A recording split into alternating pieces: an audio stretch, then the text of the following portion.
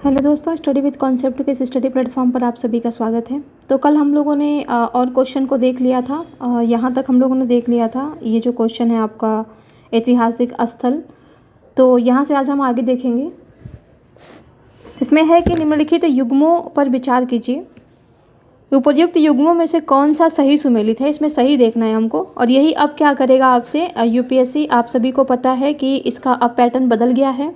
तो अब यहाँ पर पूछ लेगा कि केवल 2 युग्म सुमेलित हैं, केवल 1 युग्म सुमेलित है, केवल 3 युग्म सुमेलित है। तो ध्यान रखिएगा, ये ऑप्शन, क्योंकि क्वेश्चन रिपीट होता है तो ये ऑप्शन तो यही रहेगा, लेकिन यहाँ पर क्या करेगा कि केवल 2 युग्म सही, केवल 2 युग्म सुमेलित, ऐसे करके आपको ऑप्शन यहाँ पर बना देगा। तो इस चीज़ को आप ध्यान में रखिएगा, ठीक है। पहला दिया है यहाँ पर बुर्जहोम और ख्याति का कारण यानी प्रसिद्ध क्यों है ये, यहाँ पर कौन से साक्ष्य पाए गए हैं जिसकी वजह से ये जाना जाता है। तो कह रहा है यहाँ पर कि शैलकृत देव मंदिर। आप सभी को पता है कि बुर्जहोम में मंदिर का कोई साक्ष्य नहीं पाया गया है। ये नवपाषाण कालीन स्थल है, नवपाषाण कालीन स्थल है ये। मंदिर जैसे कोई भी यहाँ पर साक्ष्य नहीं पाए गए हैं, ठीक है। यहाँ पर क्या पाया गया था, तो मालिक के साथ कुत्ते के दफनाने का साक्ष्य मिलता है, दफनाने का साक्ष्य, ठीक है, ये मिलता है यहाँ पर। इस वजह से हमारा एक गलत हो गया, तो एक को आप एलिमिनेट कीजिए। एक को आपने एलिमिनेट कर दिया, बचा आप क्या, सी और डी, ठीक है। अब चंद्रकेतुगढ़ टेराकोटा कला, तो ये सही है। चंद्रकेतुगढ़ जो था वो टेराकोटा कलाकृतियों के लिए काफ़ी प्रसिद्ध था। और तीसरा तो आप सभी को पता होगा, गणेश्वर ताम्र कलाकृतियाँ थी। गणेश्वर आपका क्या है, ये हड़प्पा कालीन स्थल है, हड़प्पा कालीन स्थल है। और यहाँ से जो हड़प्पा में जो तांबे की आपूर्ति होती थी वो गणेश्वर से ही होती थी। तो इस तरीके से हमारा आंसर हो गया डी, 2 और 3, ठीक है। और ये थोड़ा सा लोकेशन आप ध्यान रखिएगा कहाँ पर है, तो ये है राजस्थान में। राजस्थान में खेतड़ी है ना, खेतड़ी राजस्थान का खेतड़ी, ये भी तांबे के लिए प्रसिद्ध है, तांबे के लिए। तो उसी के पास में ये भी है गणेश्वर भी, और ये भी ताम्र के लिए प्रसिद्ध है। तो ये जो राजस्थान और जो ये जो गणेश्वर और खेतड़ी हैं, ये दोनों ताम्रपाषाण कालीन स्थल हैं, ताम्रपाषाण कालीन स्थल। ये भी ध्यान रखेंगे क्योंकि यहाँ से भी आपका क्वेश्चन बन सकता है कि निम्नलिखित में से कौन से ताम्रपाषाण कालीन स्थल हैं और कौन से नवपाषाण कालीन स्थल हैं, ठीक है। अगले क्वेश्चन पे आते हैं। कह रहा है कि निम्नलिखित में से कौन से लक्षण सिंधु सभ्यता के लोगों को सही चित्रित करता है, यानी ऐसे कौन से लक्षण थे जो सिंधु घाटी सभ्यता के लोगों का सही चित्रण करता है, यानी सही तरीके से व्याख्या करता है। तो उनके विशाल महल और मंदिर हुआ करते थे। तो ये तो गलत है बिल्कुल ही, क्योंकि मंदिर का कहीं भी सिंधु घाटी सभ्यता में साक्ष्य नहीं पाया गया है। इसकी वजह से आपका ये एलिमिनेट हो जा रहा है यहाँ पर। वे देवियों और देवताओं दोनों की पूजा करते थे, बिल्कुल सही बात है, क्योंकि मातृ देवी की पूजा थी, मातृ देवी की पूजा की जाती थी। उनको उर्वरा की देवी भी कहते थे, उर्वरा की देवी।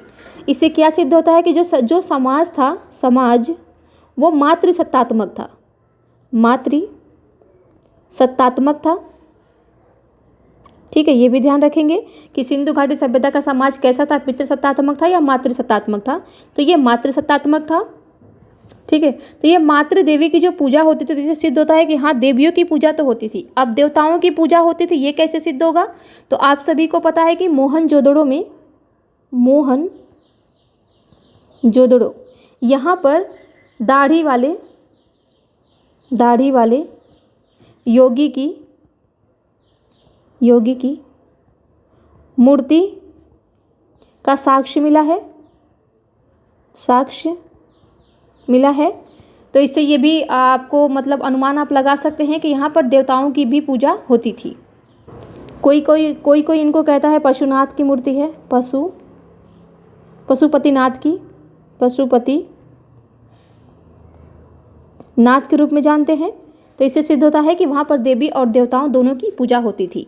तो ये आपको पता है, ठीक है। अब ये आपको पता नहीं है कि वे युद्ध में घोड़े द्वारा खींचकर रथों का प्रयोग करते थे या नहीं करते थे। हालांकि मैं आपको बता दूं कि युद्ध के कोई भी ऐसा वहाँ पर साक्ष्य नहीं पाया जाता है, ठीक है, कि वो घोड़े, ये जो घोड़े हैं उनका वो क्या करते थे, यूज करते थे।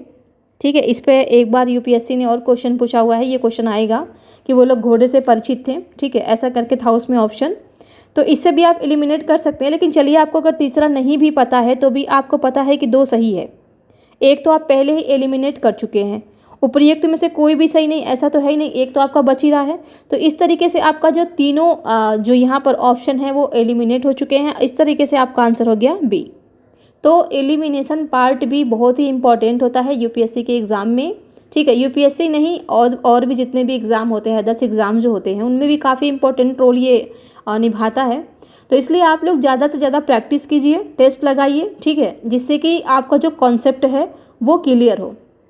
क्योंकि पॉलिटी में भी क्या करता है, पॉलिटी में भी अगर आप देखेंगे क्वेश्चन कैसे बनता है कि जो उच्चतम न्यायालय के न्यायाधीश होते हैं उनके वेतन भत्तों का निर्धारण कौन करता है, राष्ट्रपति करता है। ठीक है, ऐसे कर देगा। लेकिन आप सभी को पता है कि राष्ट्रपति क्यों करेगा, उच्चतम न्यायालय के जो न्यायाधीश हैं उनके वेतन भत्ते, उनकी छुट्टियाँ जो भी हैं वो राष्ट्रपति क्यों करेगा। ठीक है, वो संसद करती है। तो इस तरीके से आपको घुमा करके क्वेश्चन बनाएगा। तो ऐसा नहीं है कि जो आपका एलिमिनेशन पार्ट है वो केवल हिस्ट्री में ही काम आएगा। आप जितने भी सब्जेक्ट पढ़ते हैं उन सारे में ये एलिमिनेशन पार्ट जो होता है वो बहुत ही इंपॉर्टेंट होता है। और कोई भी देखिए 100% पेपर जो है नॉलेज के उस पर बुक के आधार पर पढ़ के नहीं कर पाता है। एलिमिनेशन पार्ट ही एक ऐसा एक हथियार है जहाँ पर लोग यूज करके एग्ज़ाम को निकाल ले जाते हैं। ठीक है, तो आप भी ज़्यादा से ज़्यादा एलिमिनेशन पार्ट को समझिए कि किस तरीके से क्वेश्चन गलत हो रहे हैं, कहाँ पर क्या घुमा करके दे रहा है। 3-4 चीज़ तो फिक्स कर लीजिए, जहाँ पर प्रत्येक आए, केवल आए, सामान्यतः ये गलत ही होता है। और एक चीज़ और ध्यान रखिएगा, क्या करता है कि जब कोई भी योजना चलाई जाती है, कोई भी कार्यक्रम स्टार्ट किया जाता है तो कहता है कि गृह मंत्रालय के अधीन है। ठीक है, इसको सामाजिक एवं पर्यावरणीय मंत्रालय ने शुरू किया है। तो इस तरीके का जो देता है ना वो हमेशा गलत ही करता है। ठीक है, आप अगर उठा करके देखेंगे प्रीवियस ईयर क्वेश्चन को तो जहाँ भी वो कहता है कि इस मंत्रालय के अंतर्गत ये आता है, ठीक है, तो वो हमेशा गलत ही होता है। तो इन सब चीज़ों को पकड़िए कि आप कहाँ पर मतलब अपना थोड़ा सा थिंकिंग करके आप उसको एलिमिनेट कर सकते हैं कि हाँ ये नहीं, संभवतः आप आंसर तक पहुँच ही जाएंगे कि ये मंत्रालय दिया है, इससे थोड़ा मिलजुल रहा है, तो ये नहीं कि लगा दें, क्योंकि कभी कभी जो मिलता जुलता है वो भी गलत ही होता है आपका। ठीक है, तो इस तरीके की चीज़ों को आप पकड़िए, अच्छे से हैबिट में लाइए कि कहाँ पर कैसे आपको क्वेश्चन को घुमा करके पूछा जा रहा है। अगला क्वेश्चन है, भारत में चांदी की उपलब्धता के प्राचीनतम साक्ष्य मिलते हैं हड़प्पा संस्कृति से या पश्चिमी भारत की ताम्र पाषाण संस्कृति से, वैदिक संहिताओं में या चांदी के आहत सिक्कों में। तो ये आप सभी को पता है, ये मिलता है हड़प्पा संस्कृति में। ठीक है, थोड़ा सा यहाँ पर और देख लीजिए, यहाँ पर 2-4 फैक्ट और मैं यहाँ पर नोट डाउन कर देती हूँ। इसमें मंदिर के तो साक्ष्य कहीं नहीं पाए जाते हैं, लेकिन कालीबंगा से, ध्यान रखिएगा, कालीबंगा से अग्निकुंड के साक्ष्य जरूर मिलते हैं, अग्निकुंड के साक्ष्य पाए गए हैं। तो आपसे क्वेश्चन ये भी पूछ लेगा कि अग्निकुंड के साक्ष्य कहाँ पर मिले हैं, तो ये कालीबंगा में मिला है। और इसका भी थोड़ा सा जान लीजिएगा कि जो घोड़े की अस्थियों के जो साक्ष्य हैं, घोड़े के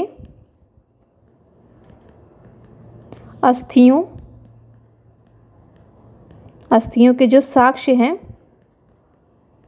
वो कहाँ आपका मिला है, ये मिला है सुरकोटदा में,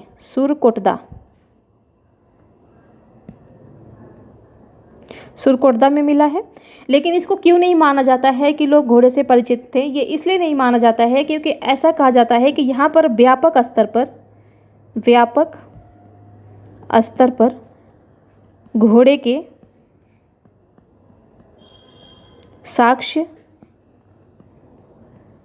नहीं पाए जाते, इसलिए ऐसा माना जाता है,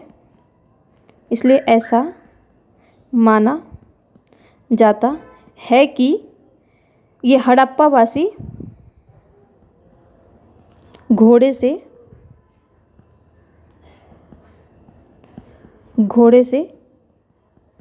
परिचित नहीं थे। तो ऑप्शन में आप लोग ये मत समझ लीजिएगा कि यहाँ पर जो दिया है कि सुरकोटदा में घोड़े की अस्थियों का साक्ष्य मिला है तो इसका मतलब है कि ये लोग घोड़े से परिचित थे, लेकिन आयोग ने ऐसा नहीं माना है। वो क्वेश्चन आएगा, उसको हम लोग देखेंगे। आयोग ने इसको गलत माना है कि सिंधु घाटी सभ्यता के जो लोग थे, हड़प्पा वासी जो थे, वो घोड़े से परिचित थे। तो आगे आपसे देखिए ये 2 बार क्वेश्चन बन चुका है यहाँ पर, तो आगे से आप लोग ध्यान रखिएगा, क्योंकि क्वेश्चन में से ही ऑप्शन निकाल करके क्वेश्चन आपका बनता है। अगला क्वेश्चन है सुमेलित करना है। यहाँ पर दिया है कि ये स्थल हैं और ये पुरातात्विक खोज हैं, तो कहाँ से क्या क्या मिला है। तो लोथल से जुता हुआ खेत बोल रहा है, कालीबंगा से गोदीवाड़ा, धौलावीरा से पक्की मिट्टी की बनी हुई हल्की प्रतिकृति, और बनावली से हड़प्पन लिपि के बड़े आकार के 10 चिन्हों वाला एक शिलालेख। तो ध्यान दीजिएगा, हम लोग बहुत अच्छे तरीके से पढ़े इस चीज़ को। जब मैं आपको घटना चक्र का सीरीज जब सॉल्व करवा रही थी, तो अगर आपने वहाँ पर वो किया होगा, देखा होगा अच्छे से, तो जितने भी आप क्वेश्चन यहाँ पर देख रहे हैं सारे क्वेश्चन को आप इजीली सॉल्व कर ले जाते हैं। तो हमने देखा था कि जो लोथल था वहाँ से गोदीवाड़ा का साक्ष्य मिला था, ठीक है, और कालीबंगा से जूते हुए खेत। तो ए का 2 देखिए कहाँ है, ए का 2 यहाँ भी है, ए का 2 यहाँ भी है। इस तरीके से आपका ए और सी वाला जो ऑप्शन है वो एलिमिनेट हो गया। फिर देखिए कि कालीबंगा में जुता हुआ खेत मिला था, तो बी का क्या है, बी का 1 है। तो देखिए बी का 1 यहाँ भी दिया है, बी का 1 यहाँ भी दिया है। धौलावीरा, आप सभी को पता है कि धौलावीरा कुओं के लिए बहुत ही फेमस है, लेकिन चलिए आपको यहाँ पर कुएं वाला नहीं ऑप्शन दिया है। बनावली में तो आप सभी को पता है कि पक्की मिट्टी की बनी हुई हल्के खिलौने मिले हैं, ठीक है, प्रकृति हो या खिलौना कुछ भी कह लीजिए। तो आप डी का 3 में ले जाइए, डी का 3। तो देखिए आपका डी का 3 कहाँ है, डी का 3 यहाँ है, यहाँ डी का 4 है। इस तरीके से आपका ये भी एलिमिनेट हो गया, आंसर हो गया आपका बी, ठीक है। तो यहाँ पर इस तरीके से क्रॉस लगा करके ये मिलाया है। तो ये भी ध्यान देंगे, कभी क्या करता है कि ऐसे क्रॉस कर लेता है, कभी ऐसे कर लेगा, ठीक है, ऐसे, कभी ऊपर ऐसे कर देगा और नीचे ऐसे कर लेगा, कभी ऐसे कर लेगा या ऐसे कर लेगा। इसी तरीके से ये होता है ट्रेंड यूपीएससी का।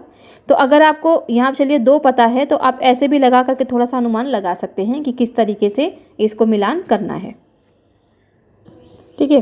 थोड़ा सा ध्यान रखिएगा कि लोकेशन भी पूछ लेता है आपका। ये बनावली कहाँ पर है, ये है आपका हरियाणा में, हरियाणा। लोथल है आपका गुजरात में, गुजरात।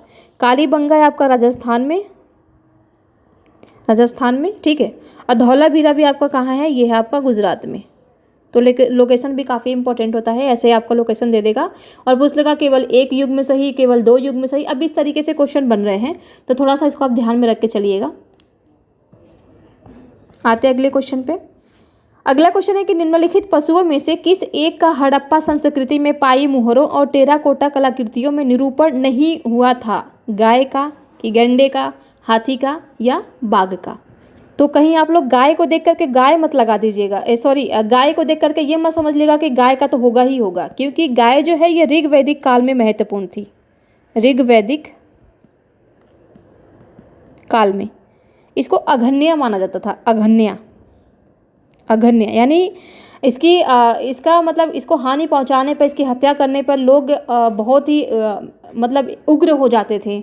यही गाय ही उनकी संपत्ति थी। तो ध्यान रखिएगा, इसको बहुत ही बड़ा पाप माना जाता था, गाय को मारना, गाय को हानि पहुंचाना। इसलिए गाय को अघन्य माना गया था ऋग्वैदिक काल में। तो ये ऋग्वैदिक काल में कह सकते हैं वैदिक काल में, ठीक है, दोनों में ही ये महत्वपूर्ण रहा। लेकिन सिंधु घाटी सभ्यता में ऐसा नहीं है कि गाय जो है एक महत्वपूर्ण पशु था। तो ध्यान देंगे, इसका जो है निरूपण मोहरों पर नहीं मिलता है, बाकी गैंडे का, हाथी का, बाघ का मिलता है। तो ध्यान रख लेंगे कि किसका किसका मिलता है, ठीक है। थोड़ा यहाँ पर हिरण का भी कर लीजिएगा, हिरण का भी मिलता है और भेड़ का भी मिलता है, भेड़ का, तो इन दोनों का मिलता है। तो इनके साथ साथ ये भी आप याद कर लीजिएगा, बस इतना ध्यान रखिएगा गाय का नहीं मिलता है। अगला क्वेश्चन है कि निम्नलिखित में से कौन सा एक हड़प्पा स्थल नहीं है, चंदूहड़ो, कोटदीजी, देसलपुर और सोहगौरा।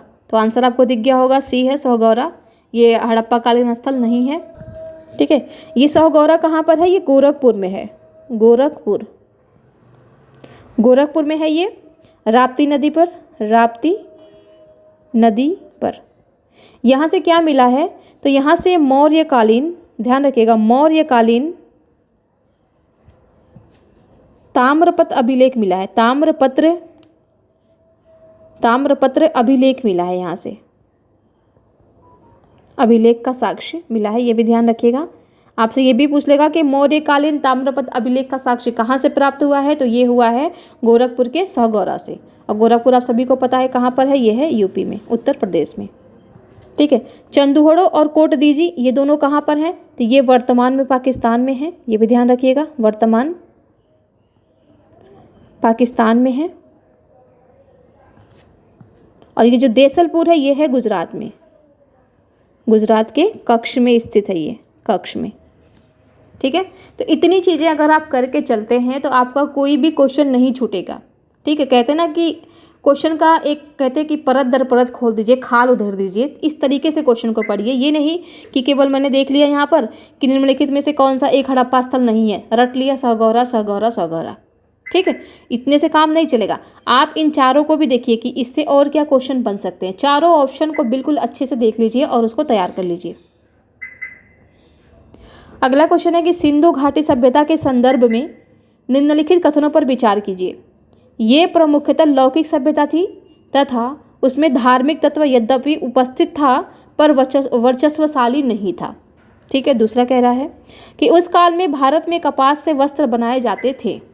तो इसमें आपका आंसर है सी, दोनों ही बिल्कुल सही हैं, क्योंकि ठीक है इसमें धार्मिक तत्व तो थे लेकिन इतना वर्चस्वशाली नहीं था जैसे कि उत्तर वैदिक काल में था। ठीक है, तो ये चीज़ आप इसको मतलब ये ध्यान में रखिएगा, ये दोनों ही आपका ऑप्शन सही है। अगला क्वेश्चन है आपका, हड़प्पा सभ्यता का स्थल मांडी भारत के किस राज्य में स्थित है? मांडी ये UPPCS 2021 का क्वेश्चन है। तो मांडी आपका है कहाँ पर? तो ये है आपका उत्तर प्रदेश में। यदि आपसे मांडा पूछे, मांडा, तो ये कहाँ है? तो ये जम्मू कश्मीर में है। ठीक है, ये भी ध्यान रखेंगे, जम्मू कश्मीर में है। अगला क्वेश्चन है, एक उन्नत जल प्रबंधन व्यवस्था का साक्ष्य प्राप्त हुआ है। तो हम लोगों ने कल ही पढ़ा था, तूफानी जल प्रणाली, ये सब हमने देखा था। तो कहाँ है? ये धौलावीरा में है, क्योंकि उन्नत जल प्रबंधन का एकमात्र साक्ष्य यहीं पर मिलता है। ठीक है, आंसर है इसका बी। थोड़ा सा ये भी ध्यान रख लेगा, ये जो मांडा है ना, ये मांडा कहाँ पर है? तो ये मेरठ का जो बागपत जिला है, मेरठ का बागपत जिला, वहाँ पर है ये मांडा। अगला क्वेश्चन, हड़प्पन संस्कृति के संदर्भ में शैलकृत स्थापत्य के प्रमाण कहाँ से मिले हैं? शैलकृत स्थापत्य ये कहाँ से मिला? ये भी आपका धौलावीरा से ही मिला है। ठीक है, यहाँ पर आपका थोड़ा सा घुमा देगा कि शैलकृत यहाँ पर कर देगा जलकुंड, जलकुंड का प्रमाण। क्वेश्चन तो यही है इसका। ठीक है, बस यहाँ पर स्थापत्य कर दिया, क्योंकि ये भी स्थापत्य में आ जाएगा ना आपका एक जलकुंड। तो स्थापत्य की जगह आपका जलकुंड कर देगा, तो भी आपका आंसर बी ही होगा। ठीक है, तो इस तरीके से हम लोगों ने 10 क्वेश्चन देख लिया। ठीक है, बाकी अगले वीडियो में देखेंगे। तो आप लोग इसका रिवीजन करते रहिए और अच्छे से इसको नोट डाउन करके पढ़ते रहिए। आप सभी को हमारे साथ बने रहने के लिए बहुत बहुत धन्यवाद।